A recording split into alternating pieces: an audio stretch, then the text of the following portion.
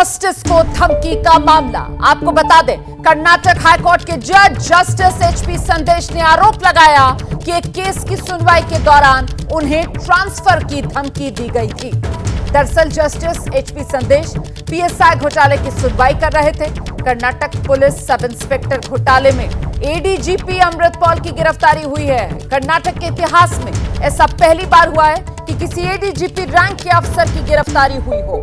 इसी सुनवाई के दौरान जस्टिस एचपी संदेश ने ट्रांसफर वाली धमकी मिलने का आरोप लगाया है।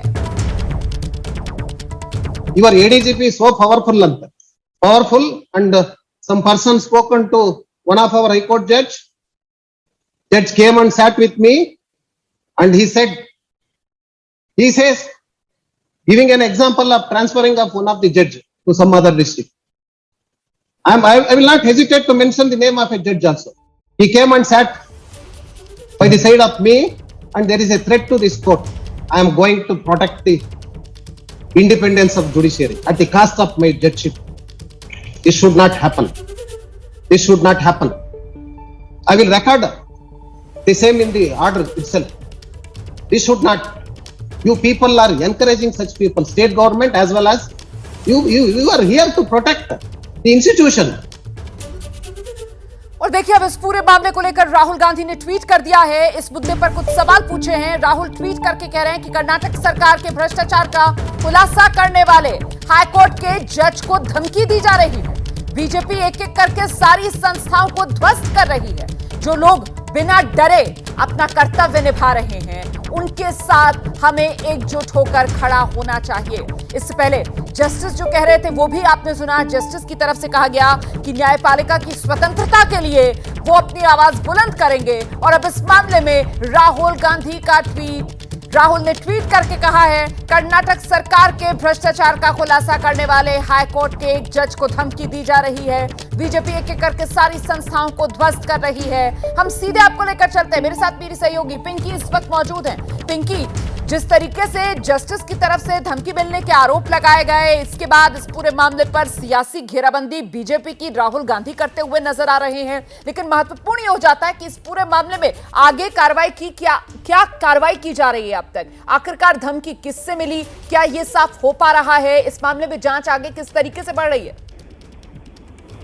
देखिए, बिल्कुल रुमाना, बिल्कुल ठीक कहा आपने। जिस तरह से ये पूरा मामला जो है जस्टिस के द्वारा खुलासा हुआ है कि उन्हें धमकी मिली थी, उसके बाद कहीं ना कहीं कर्नाटक की बीजेपी सरकार इस वक्त कटघरे में खड़ी है, जहां कांग्रेस लगातार उन पर भ्रष्टाचार का आरोप लगा रही है। पहले से ही कई बार बीजेपी के सामने ऐसे संकट के बादल जो है वो मंडराते रहे और इसी आरोप को लेकर जो है कांग्रेस सामने खड़ी है और जवाब चाह रही है। आपको बता दें कि पूरा मामला उस वक्त सामने आया जब एक तहसीलदार की हियरिंग जो है तब चल रही थी और तब उस सुनवाई के दौरान उन्होंने कहा कि चाहे कुछ भी हो जाए, वे केवल कॉन्स्टिट्यूशन का साथ देंगे। उन्हें कई बार धमकी भी दी गई और साथ ही उन्हें ये भी उनसे ये भी कहा गया था कि पिछले जब सुनवाई हो रही थी तो उन्होंने जो है एसीबी को लेकर काफी ज्यादा रिमार्क दिया था कि किस तरह से एंटी करप्शन ब्यूरो जो है वो एक कलेक्टर की तरह काम कर रहा है, मनी कलेक्टर की तरह काम कर रहा है, जिसमें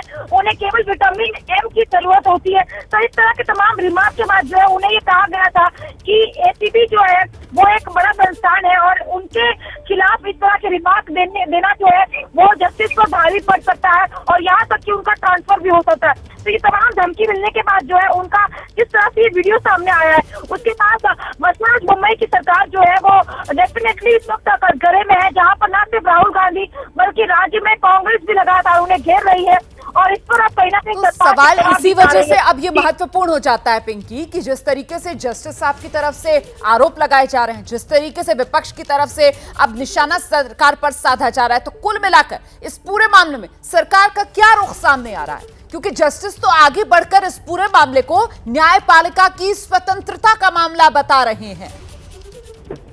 बिल्कुल रुमाना, ये पूरी तरह से जो है कॉन्स्टिट्यूशन और न्यायपालिका को लेकर ही जस्टिस ने जो ये बात सामने रखी है। लेकिन सबसे चौंकाने वाली बात ये कि फिलहाल बीजेपी जो इस पूरे मामले पर चुप्पी साधे हुए बैठी है। हमने कोशिश की थी कई बीजेपी नेताओं से बातचीत करने की, लेकिन फिलहाल इस पर कोई भी बात नहीं कर रहा। लेकिन हमें साफ करना होगा, तो सरकार की ओर से जो है ऑफिशियल स्टेटमेंट आएगा, क्योंकि किसी जस्टिस के द्वारा इस तरह से खुलासा होना ये कोई छोटी बात नहीं। ये कहीं ना कहीं सरकार के रवैये पर भी कई सवाल खड़े करती है, और यही कारण है कि को भी चुनाव से अगले साल चुनाव होने से ठीक पहले जो है सरकार को करप्शन को लेकर घेरने का मौका जरूर मिल गया है।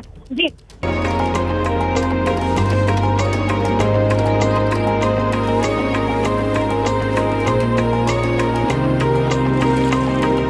वो बहुत दूर है।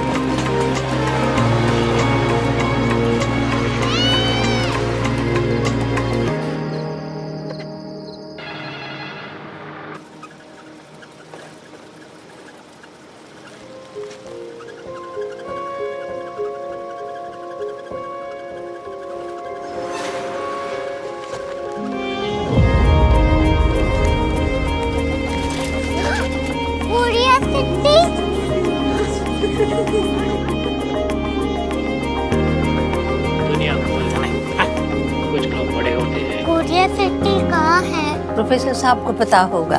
हो, ये छोटा वाला ग्लोब लगता है, और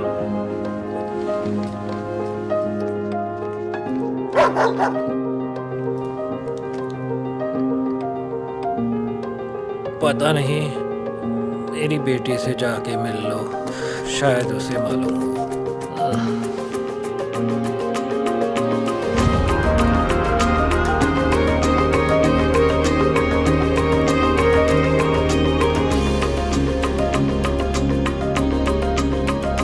हाय, बाबा ने भेजा है। Come here. Korea city. Korea city नहीं, क्यूरियोसिटी। वो क्या? That's what brought you here? जो तुम्हें यहाँ तक ले आया। क्यूरियोसिटी।